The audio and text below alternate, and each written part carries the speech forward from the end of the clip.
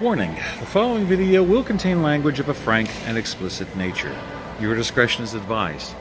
Also, we will be talking about controversial subjects such as religion and, in this case, politics as well. So, if you don't like talking about any of this stuff, if you cannot handle four-letter words, then please stop watching now. Everybody else is brave enough to stay here. Hey guys, it's Dave. Happy International Blasphemy Day. That's right. September 30th, 2018 is International Blasphemy Day. This is a day that I love my freedom of speech, and I love to express it to the fullest on this day. I mean, I try to be pleasant with various religions and faiths and stuff like that, but there are times when it drives me up the fucking wall with people that weaponize that shit, who use their faith as an excuse to be dicks to other people and are not needed to be. So when it comes to that shit, I usually save up for things like today so I can tear the foundation of that shit way down to the fucking ground. So, this year, I thought I'd talk about a couple fun things. One, I've also compared in the past faith and religions with superheroes. Last year I did a great one with The Flash. Well, one of my favorite bad guys in DC Comics that may not be that well known is Amazo. He's the amazing android. I know this is going to sound crazy, but basically he was an artificial creature who was designed to absorb and duplicate the powers, weapons, and skills of anyone we encountered. He was actually made to take on the entire Justice League. He's got a replica Green Lantern ring, Wonder Woman's lasso, and he's got a variety of amazing abilities, no pun intended. Essentially, he takes what already exists and combines them into something bigger and better so he can attack. Fortunately, he's been outsmarted a few times, and he's been able to take it, but he's still one of the big guns. If you don't know what you look up against, you're up for some shit here against Amazo. Why am I bringing this up about International Blasphemy Day? Well, the Christian faiths have kind of done something similar. Now, Christmas, for example. Originally, it was Saturnalia, a Roman holiday for Saturn, the god Saturn. Well, eventually Christianity took over. They're like, no, we're not going to do this, but we do kind of like the idea about this, so we're going to take it and appropriate it into Christmas. I mean, same thing with, no one really knows when Jesus was supposed to be born. If there was any sign, it would actually be closer to the spring or summer. But they just said, hey, fuck it, let's just take this holiday here and make it our own, and that way it all goes to us. So a lot of the same shit goes on with the Christmas tree, the Yule log. A lot of various things kind of got appropriated into the Borg of Christianity.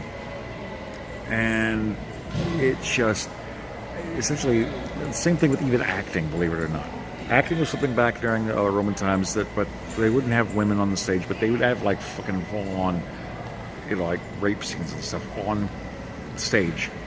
So there was man-on-man action, but with the guys dressed as women. Anyway, eventually they banned acting, but then they said, yeah, we can actually use this to tell our own stories here. So then they kind of started reappropriating it, and that's when it started becoming bigger and bigger and bigger. So it's all about assembling into the Borg of the fucking thing. Same thing with the area that worship the Norse gods. Oh, these guys were fucking slick in here, man. The Christian missionaries came in there and they found out about Ragnarok, the twilight of the gods, when the gods are supposed to die. So what do? They just come along and say, oh yeah, Ragnarok happened and all the old gods did exist, but now they're dead, and now this is the new god that's replacing them. See? So it's some bullshit, dude. I mean, effectively, it just kind of collects it like Amazo, and that's what we become today. So, really, it's some eye-opening shit. Speaking of eye-opening, oh my god. I don't know who pissed off a Chinese philosopher, but saying, may you live in interesting times, but that's exactly what we're doing. See, faith is an unsteady thing. It's a belief that if you believe something hard enough, that you will somehow will it into existence, which it's the same kind of thing about kids trying to make birthday wishes come true and things like that. There's actually been some interesting scientific studies about it, and there is something there, but if anything, it's actually a biological thing and showing a power of humanity that we actually have rather than a full religious thing. So it's possible that there actually can be scientifically weighed in that, but then people get pissed off that somehow they can say, hey, my faith is bigger than yours, and yeah, I have the numbers to prove it. Then they get pissed off. You see, I think that what happened with the election with Trump, that stupid motherfucker, yeah, I don't care. You can like him, whatever. He's a fucking idiot. He's a misogynist. He doesn't care about you. He cares about his rich friends or his rich associates, because I'm not sure how many friends he actually fucking has. At one point, he actually said, you know, I love the what was it? He pretty much talked about like the oh yeah, I love the poorly educated, and they cheered him. They fucking cheered him. What about human accomplishment? What about actually becoming smarter, better? What about becoming better than who you are, you know? But I get it. People put their faith in him. That's the whole thing. They liked what he had to say. He was different, and they put their faith in him. You ever believe that you've got the winning lottery ticket? Yeah. How did that turn out? Did you win?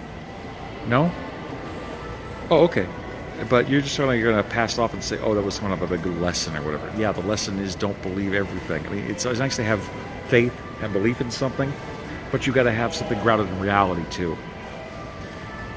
But people do the same thing with their gods and religious figures and politicians and shit like that too. They have faith in them.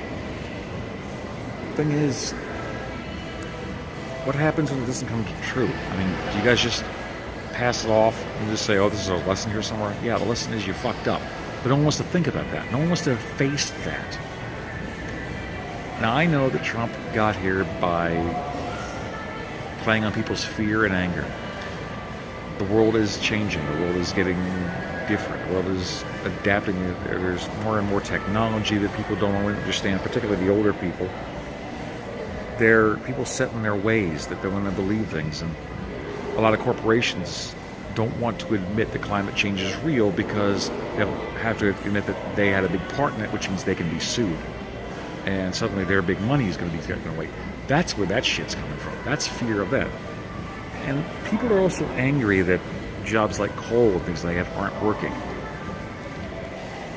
So they put their faith in someone. They believe in somebody that says that they can make it all better. They can take things back to the way that it used to be, despite the way that's just not the way the world works. They put their faith in a man who has lied countless times, who has no sense of honor.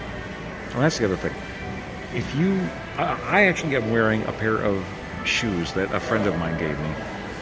A wonderful woman named Sheikah Brown Carter. I saw that she was trying to do a thing back when Colin Kaepernick joined with Nike, and people were getting pissed off and starting to burn their Nike shoes and gear out of protest. I'm like, don't burn your shit. She actually tried starting a drive, donate the shoes to her so she can get them to the right people. I joined in on this and said, yeah, donate to her, or at the very least, give them to fucking me, because, you know, I'm a poor boy, I could use them. I never had a pair of Nikes in my life. What does she do? She gets me a freaking pair of Nikes. Of course, she had to fight me, kicking and screaming to do it. I'm like, no, give it to somebody else who's more deserving. But, you know, she eventually got my address and she got it to me. And she says I know that I'm not, you're not one big on faith, Dave, but this is your blessing. I'm like, well, here's the thing. If you are a person who follows your own code, who follows a code of honor, and you live by that code, love your neighbor, give to the poor, stuff like that. If you actually walk it like you talk it, then I've got the utmost respect for you. And I got no problem with you. In fact, I think every religion has a piece of the bigger puzzle of perspective that makes us a bigger whole as humanity. It's the motherfuckers who take their faith and weaponize that shit to go against people of different color of skin, of different gender, of different transgender, of different sexuality, of different ethnic regions, of different everything. Then I got a problem with your ass. And I have no problem telling you that your faith is not fucking real. Okay? Being peaceful, let everything go, live and let live, I'm all for that. Weaponize that shit, try to hurt somebody, I'm coming after you. And I will tear your faith down, and I will show you that your faith does not exist. I don't want to be a dick. I really don't. But I've learned that sometimes you have to be able to stand up to someone, especially if they're using that as an excuse to hurt other people. They're just using it as an excuse to be bullies. Knock the legs out from under them. In this case, the foundation of the faith that they're using as an excuse to hurt people. Anyway, yeah. I think I gotta close by saying, like I said, if you're peaceful, we're good. If you're just an asshole who's used the excuse to be a racist, a misogynist, a bully, fuck you, fuck Trump, and fuck the God you worship. Peace.